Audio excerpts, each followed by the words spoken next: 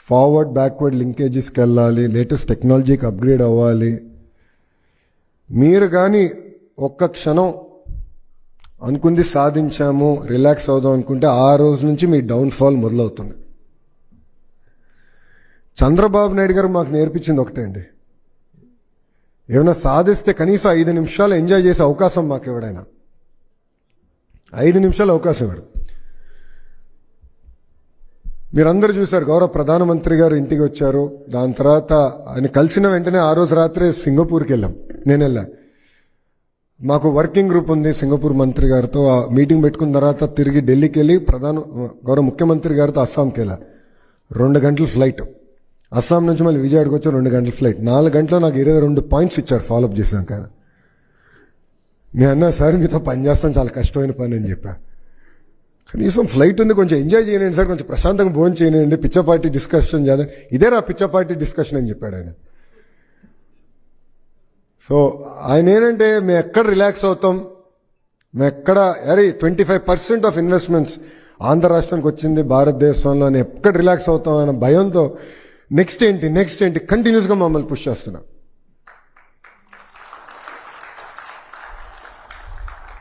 ఇప్పుడే పెద్దలు చెప్పినట్టు ఎన్ఎస్సి ఎమర్జ్లో 723 కంపెనీలు లిస్ట్ అవుతే కేవలం 3 కంపెనీలే ఆంధ్ర రాష్ట్రానికి సంబంధించిన కంపెనీలు. ఆ 3 విశాఖపట్నంలో సంబంధించినవి. పోటీ పడాలండి. Visakhapatnam economic region, Amaravati economic region, Tirupati economic region, 3 regions ఏర్పాటు చేస్తున్నాం. ఈ $2.4 trillion అచీవ్ చేయాలంటే each of this economic region should be $1 trillion economic region. పోటీ పడాల్సిన బాధ్యత ఇక్కడున్న ఆంట్రప్రెనర్స్ అందరి పైన కూడా ఉంది. అందరం కలిసికట్టుగా పనిచేద్దాం. As a state we are willing to support. Entrepreneur journey అనేది ఈజీగా ఉండదు. ఎందుకంటే నేను కల్లారా చూసిన వాడిని. ఇక్కడ చాలామందికి తెలియదు. ఇప్పుడు చంద్రబాబు నాయుడు గారు చూస్తే ఇప్పుడు హెరిటేజ్ అనే ఒక సంస్థ గుర్తు వస్తుంది. కానీ హెరిటేజ్ ముందర ఆయన 3 సంస్థలు స్టార్ట్ చేసి 3 ఫెయిల్ అయినాయి. ఆ 3 ఫెయిల్ అయినాయి అని మా అమ్మ తిట్టిందో లేదో తెలియదు, ఇప్పుడు అడగాలి నేను. బట్ ఆ 3 ఫెయిల్ అయినాయి నాకు ఎందుకులే అనుకుంటే హెరిటేజ్ స్టార్ట్ చేసేవారు కాదు. So entrepreneurs life is not easy, but persistence, perseverance always pays off. And మళ్ళీ తిరిగి ఆయన హెరిటేజ్ స్థాపించారు. 1994లో ఐపీఓ వెళ్ళింది. అప్పుడు మార్కెట్లో డబ్బులు రేజ్ చేశారు. ఇంకా there was no looking back. ఇంకా అంచెలుగా ఎదిగింది. ఇప్పుడే కృష్ణ ఒక నోట్ రాసి ఇచ్చాడో, చెప్దామా వద్దా అని ఆలోచించే ఇప్పుడు చెప్దాం అనుకుంటున్నా. ఆంట్రప్రెనర్స్ కూడా చాలా ఫిజికల్ రెస్పాన్సిబిలిటీ అవసరం, డిసిప్లిన్ అవసరం. బికాజ్ వీఆర్ లిస్టెడ్ కంపెనీ, మేము ప్రతి డెసిషన్ 10 సార్లు ఆలోచిస్తారు. ఎందుకంటే నేను పని చేశాను 5 సంవత్సరాల కంపెనీలో. ఎందుకంటే షేర్ హోల్డర్స్కి నేను అకౌంటబుల్. ₹1 ఖర్చు పెట్టాలన్నా 10 సార్లు ఆలోచిస్తా. ఒక క్యాపెక్స్ పెట్టాలంటే రిటర్న్ ఆన్ క్యాపిటల్ ఏంటి, ఏ ప్రోడక్ట్ ఎంత వస్తుంది, సేల్స్ ఏంటి, దాన్ని మళ్ళీ మానిటర్ చేస్తాం, ట్రాక్ చేస్తాం.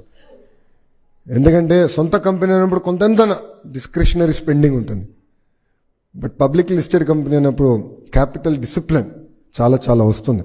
So there lot of advantages that we get being a listed company. So we're very happy. 95 నుంచి లిస్టెడ్ అయ్యాం. Women listed company. ఆ డిసిప్లిన్, ఆ rigour, quarterly results, audits, statutory commitments, ఆ డిసిప్లిన్ మాకైతే చాలా హెల్ప్ చేసింది. సో అదేవిధంగా ఇక్కడ ఉన్న ఆంట్రప్రెనర్స్ అందరికి హెల్ప్ చేస్తుందని ఆశిస్తున్నా.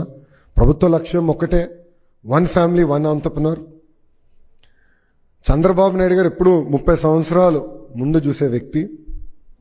వాస్తవంగా చెప్పాలి, ఇప్పుడు తండ్రి లాంటి ఆయన.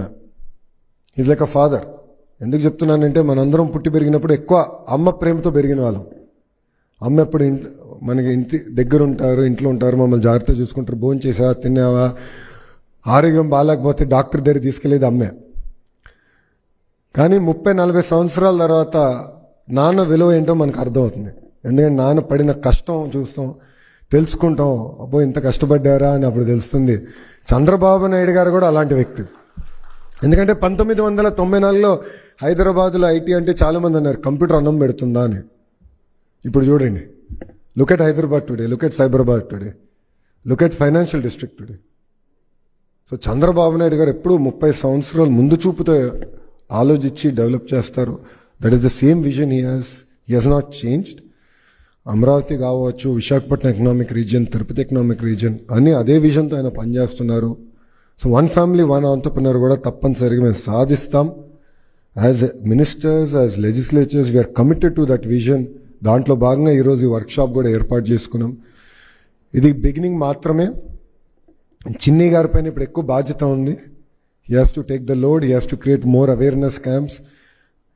ఎంపీలందరూ కూడా నేను చెప్తాను, వాళ్ళందరూ కూడా బాధ్యత తీసుకుని ఇలాంటి ప్రోగ్రామ్స్ ఏర్పాటు చేసి ఇన్స్పైర్ చేయాల్సిన అవసరం ఉంది. ఎక్స్పోజర్ విజిట్స్ కూడా ఏర్పాటు చేయాల్సిన అవసరం చాలా చాలా ఉంది. అంతేకాకుండా నేను మన కొండపల్లి గారు కూడా ఒకటే కోరుతున్నా, 3 కంపెనీలే ఉన్నాయి.